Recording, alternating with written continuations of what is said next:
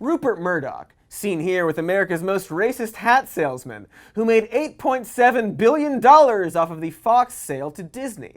If you're not aware, old Rupe is best known for having a direct line to the POTUS, often working Fox News in tandem with his policies. When the sale was announced, our totally for the people president publicly praised the merger, saying it would be a great thing for jobs. Great, of course, being an adjective he ironically uses to mean terrible and opposite of good, as evidenced by all the Disney merger layoffs, and also every time he's ever used the word great. Oh, and along with being very wrong about the prospects of the merger, the president also called Murdoch to get his assurance that he wasn't selling Fox News, which is it's a weird thing for a president to be interested in. Also weird, when a similar merger was happening between AT&T and Time Warner, then candidate Trump did the opposite of praising it. AT&T is buying Time Warner and thus CNN, a deal we will not approve in my administration because it's too much concentration of power in the hands of too few. Oh, that's weird. How he specifically called out CNN in his clearly honest concern about giving too much power to too few people. What a weird thing for a person who would later praise a giant Fox-Disney merger to do. What? Have I mentioned how weird this all is? Well, if you're wondering, Trump's DOJ did, in fact, try to block the AT&T merger, taking nearly 2 years of legal squabbling before the deal was finally approved by the courts. What makes this significant is that this deal was something called a vertical merger, which is a merger between two companies that aren't directly competing with each other.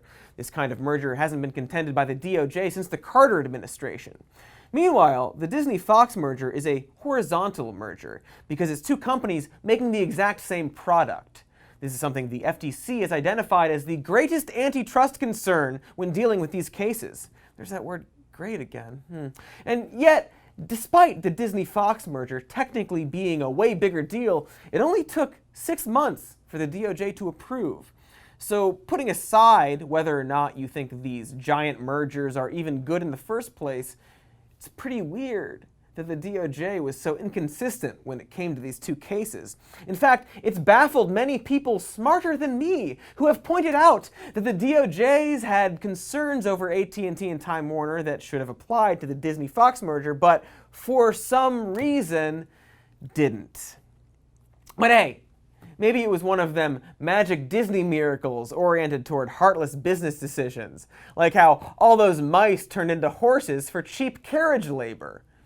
At this point, you might be thinking, well, hey, this is all the Department of Justice and not Trump. I'm sure they have their own complicated legal reasons, you beautiful swole-dicked news dude.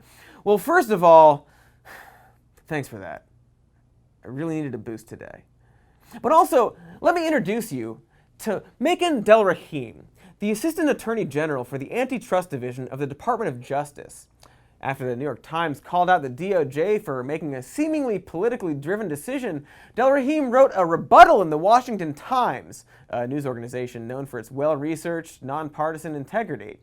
It's an interesting counterpoint in that it doesn't explain in any detail why the two mergers were treated differently, instead saying broadly that no two mergers are the same and that Disney was apparently more cooperative. That's as far as the explanation goes. But don't worry, because this isn't the only op-ed written by Makan Delrahim that explains this merger. There's also this one written by him in 2016 calling for America to vote for Donald Trump over Hillary Clinton. So yeah, totally not political, says the man who received a Makan Antitrust Great Again hat when first arriving at the DOJ. America is doing just fine, you guys. Wow, what a clip that was from the show.